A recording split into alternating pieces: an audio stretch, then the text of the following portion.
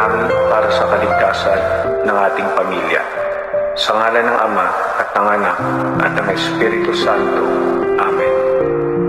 Panginoong Hesus, aming mapagmahal na Diyos, lumalapit po kami sa inyo ngayon upang hilingin ang inyong pagliligtas at pagkalinga. Ingatan po sana ninyo ang bawat miyembro ng aming pamilya at ilayo kami sa lahat ng uri ng kasalanan, karamdaman, mga aksidente at mga sakuna. Dalangin po namin na kami ay laging mapailalim sa iyong proteksyon. Amen.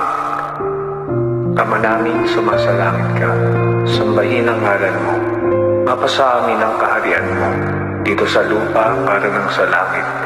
Bigyan niyo po kami ng aming kakanin sa araw-araw at patawarin niyo po kami sa aming mga sala para ng pagpapatawad namin sa mga nagkakasala sa amin. At huwag niyo po sana kaming ipahintulot sa tukso at ipag-adya niyo po kami sa lahat ng masama. Amen. Sa ngalan ng Ama at ng Anak at ng Espiritu Santo.